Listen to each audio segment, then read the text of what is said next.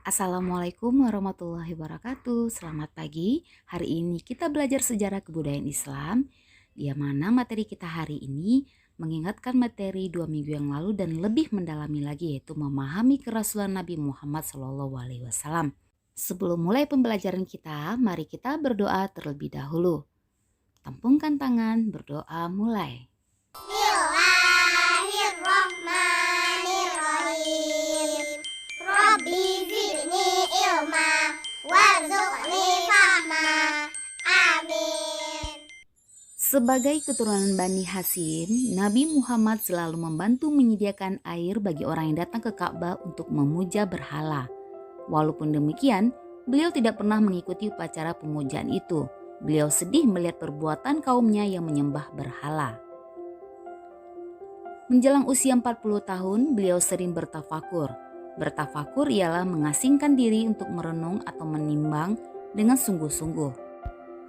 Nabi Muhammad bertafakur untuk memikirkan nasib kaumnya dan memikirkan jalan keluar agar kaumnya tidak lagi menyembah berhala.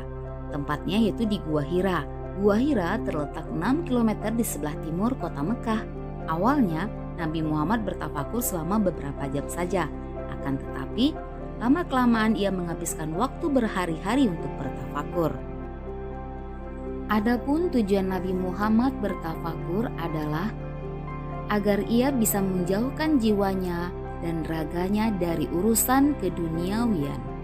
Dengan bertafakur, Nabi Muhammad juga terhindar dari pergaulan orang-orang yang berakhlak buruk. Sejak usia remaja, Nabi Muhammad tidak suka bergaul dengan orang-orang yang senang bermabuk-mabukan, berfoya-foya, dan berjudi. Dengan demikian, jiwa dan raga Nabi Muhammad benar-benar terjaga dan suci. Wahyu pertama turun tanggal 17 Ramadan. Ada keanehan di dalam Gua Hira. Waktu itu bertepatan tanggal 6 Agustus 611 Masehi. Nabi Muhammad melihat cahaya terang benderang memenuhi gua itu. Kemudian muncullah malaikat Jibril dan tiba-tiba merangkul Nabi Muhammad. Lalu malaikat berkata, "Bacalah." Nabi Muhammad menjawab, "Aku tidak bisa membaca." Malaikat Jibril makin mempererat rangkulannya dan mengulangi perintahnya. Namun Nabi Muhammad menjawab dengan jawaban yang sama. Kejadian tersebut berulang sampai 3 kali.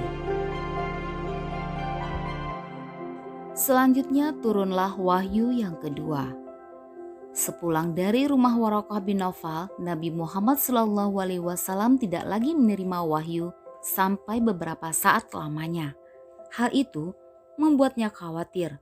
Jangan-jangan turunnya wahyu akan terputus. Di saat gelisah dan takut itu, terdengar suara malaikat Jibril.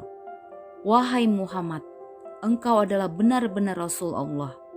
Mendengar perkataan malaikat Jibril tersebut, hati Nabi Muhammad SAW menjadi tenang kembali. Malaikat Jibril datang menyampaikan wahyu yang kedua. Wahyu itu adalah surat Al-Mudaththir ayat 1-7, yang artinya, "Wahai orang yang berkumul atau berselimut, bangunlah, lalu berilah peringatan dan agungkanlah Tuhanmu. Dan bersihkanlah pakaianmu dan tinggalkanlah segala perbuatan yang keji, dan janganlah engkau memberi dengan maksud memperoleh balasan lebih banyak, dan karena Tuhanmu bersabarlah." Surah Al-Mudaththir 1-7. Setelah wahyu kedua turun, Nabi Muhammad mulai berdakwah.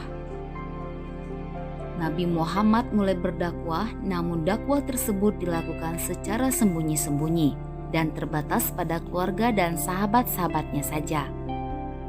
Hal tersebut dilakukan Nabi Muhammad agar masyarakat Mekah tidak kaget dan menolak, karena mereka sudah terbiasa menyembah berhala. Apabila dakwah dilakukan secara terang-terangan, tentu mereka akan menolaknya. Kemudian turun perintah untuk menjalankan dakwah secara terang-terangan. Perintah itu terdapat dalam surat Al-Hijr ayat 94, yang artinya, "Maka sampaikanlah Muhammad secara terang-terangan segala apa yang diperintahkan kepadamu, dan berpalinglah dari orang-orang musyrik." Al-Hijr ayat 94. Alhamdulillah materi kita hari ini telah selesai. Nah, Ustazah silakan membaca dan menyimak kembali materi video kita hari ini ya. Sekian dulu dari Ustazah, terima kasih. Assalamualaikum warahmatullahi wabarakatuh.